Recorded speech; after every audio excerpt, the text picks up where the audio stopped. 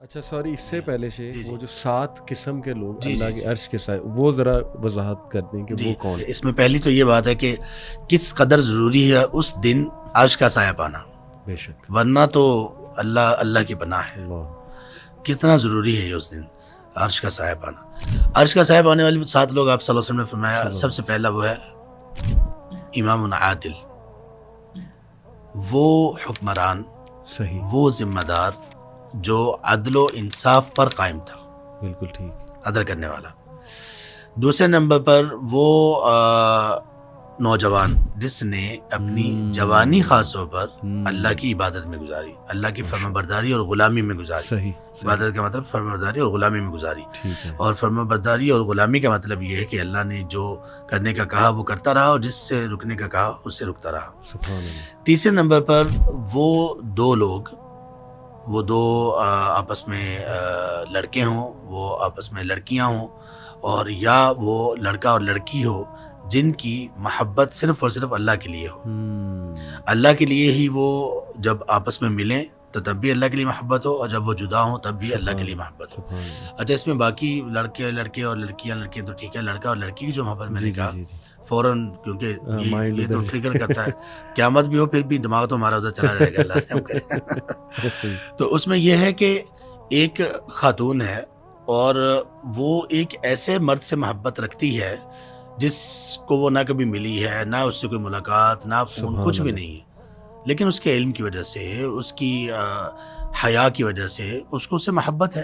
اور ہر محبت وہ محبت نہیں ہوتی کہ جس محبت کے بعد انسان کے اندر اس کے شادی کا جذبہ ہوتا ہے، جس کو شہوانی جذبات کے ساتھ جی ہاں منسلک جی ہو. ہاں جی ہاں جی، محبت ہمدردی والی بھی ہوتی ہے، محبت اللہ، غمگساری والی بھی ہوتی ہے، محبت ترس کھانے والی بھی ہوتی تعظیم ہے، والی بھی ہے، تعظیم والی محبت بھی ہوتی ہے. تو اس طرح سے جیسے ہمیں حضرت مریم سے محبت ہے، ہاں، اور کسی لڑکی کو جو ہے وہ صحابی سے محبت جی ہے. صحابہ سے محبت ہے. نہیں یہاں پہ آپ کر لیجئے، صحیح، ہمیں سب مطلب میں کہتا ہوں کہ ہمیں محبت ہے ڈاکٹر فرحت ہاشمی صاحبہ سے، صحیح، ہماری والدہ کی طرح ہیں. سبحان وہ اللہ، ایک دین کی، سبحان اللہ تبارک تعالیٰ ان کو بہت اخلاص دیں، بہت قبول فرمائیں. اور اسی طرح یہ تو محمد علی بھائی، مطلب ایک بڑا گیپ ہے نا ہماری والدہ کی جگہ پہ ہیں، عمر کے اعتبار سے، مرتبہ مقام و مرتبہ کے اعتبار سے. میں کہتا ہوں عام خواتین، عام ہماری بہنیں، صحیح، رسول کریم صلی اللہ علیہ وسلم نے ہمیں ایک دعا سکھائی، اس سے مسئلہ حل ہو جائے گا. صحیح، اللہم انی اسألک حبک وحب من یحبک. اے اللہ میں آپ سے آپ کی محبت کا سوال کرتی ہوں، اور ہر اس شخص کی محبت کا بھی سوال کرتی ہوں جسے آپ سے محبت ہے. سبحان اللہ، تو یہ وہ ہوگا. تو وہ تیسرے نمبر پر وہ 2 لوگ ہوں گے جو کہ اللہ کے لیے محبت کرتے ہوں گے. اور جب اللہ کے لیے کہہ دیا نا تو پھر یہ عاشقی، موسیقی اور یہ سب چیزیں تو ختم. اللہ کے لیے محبت تو یہ ہو ہی نہیں سکتی نا، جس میں حرام تو ہو ہی نہیں سکتی، وہ حلال محبت ہوگی. صحیح ہے. اچھا اس میں یہ ہے کہ جو آپس میں اسی محبت پر جمع ہونے کا مطلب یہ کہ اگر وہ اکٹھے ہیں کسی جگہ پر تو اللہ کی محبت میں اکٹھے ہیں، اور اس کا مطلب یہ ہے کہ وہ دونوں اللہ کی نافرمانی سے ایک دوسرے کو روکیں گے. ٹھیک ہے، ٹھیک ہے. اور اگر وہ الگ ہوئے تب بھی محبت پر، اس کا مطلب یہ ہے کہ وہ ایک دوسرے کی بعد میں عزت کا بھی دفاع کریں گے، اور الگ ہونے کے باوجود بھی وہ ایک دوسرے کی خیرخواہی کریں گے. صحیح، یہ کوالٹیز ہیں، یہ کوالٹی. ہاں. تو یہ 3 لوگ ہو گئے. چوتھی وہ خاتون ہے، وہ شخص ہے کہ جس کو کسی بہت اونچے خاندان کی اور انتہائی مالدار خاتون نے دعوت گناہ دی، اور اس نے کہا کہ مجھے اللہ سے ڈر لگتا ہے. یہاں پہ سوچنے کی بات اور غور کرنے کی بات یہ ہے کہ یہاں اس خاتون کی 2 صفات ذکر کی گئی ہیں، اونچے خاندان کے اور مالدار. کیا مطلب؟ اس کا مطلب یہ ہے کہ اگر یہ بندہ گناہ پر راضی ہو جائے تو اس کو نہ کوئی مالی طور پہ کمی ہوگی، اور نہ اس کو یہ ڈر ہوگا کہ کوئی پکڑا نہ گیا تو مسئلہ کیا ہوگا، کیونکہ اونچے خاندان کی ہے، پاورفل عورت ہے. تو اس نے اس موقع پر بھی یہ کہہ دیا. اور آج کا دیکھ رہے ہیں، آج تو ہم سب، اللہ تعالیٰ ہم سب پر رحم کریں، اب تو لوگ تلاش میں ہیں کیونکہ حرام ہمیں میسر آئے، یہ برائی بدکاری ہمیں میسر آئے. اور وہ بندہ کہ جس کو صرف میسر نہیں آئی بلکہ اس کو فورس کیا جا رہا ہے، بلکہ اس کو تسلی دلائی جا رہی ہے کہ کوئی دیکھنے والا نہیں، کوئی مسئلہ نہیں بنے گا، اور پھر وہ کہے گا مجھے اللہ سے ڈر لگتا ہے. اور اس میں سب سے آگے ہوں گے سیدنا یوسف علیہ السلام، سبحان اللہ، جن کی پاکیزگی یہ تھی. بے شک.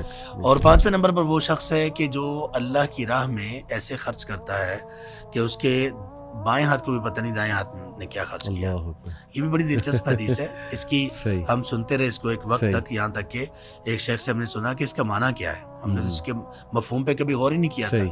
یعنی یہ کیسے ہو سکتا ہے کہ دائیں ہاتھ سے بندہ دے بائیں کو پتہ نہ چلے؟ صحیح. یہ کیسے ہو سکتا ہے؟ صحیح. یہ ایسے ہوگا کہ آدمی کو خود پتہ نہ چلے میں کتنا دے رہا ہوں.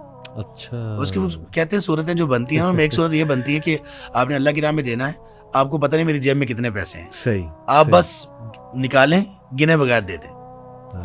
یہ وہ صدقہ کہ جس کا آپ کو بھی پتہ نہیں کہ کتنا ہے. اللہ اکبر. تو کچھ ایسے صدقات بھی ہمارے ہونے چاہیے. صحیح. اور اسی طرح ایک چھٹے نمبر پر وہ شخص ہے, یہ ترتیب تھوڑی سی جو حدیث میں ہے اس سے کچھ آگے پیچھے ہے.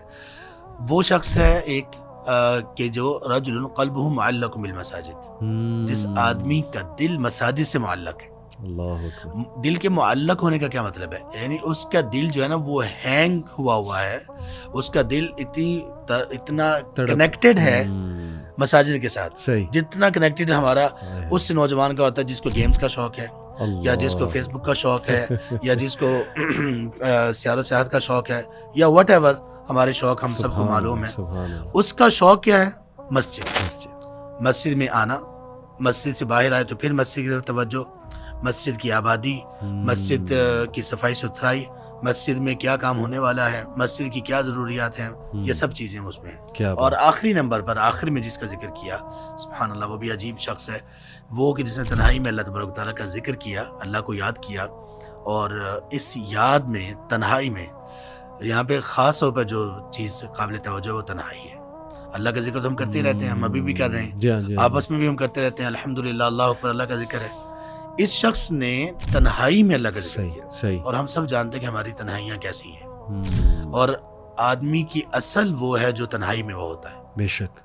حقیقت میں اگر ہم نے اپنے آپ کو جاننا ہے تو ہم وہ ہیں جو تنہائی میں ہوتے ہیں.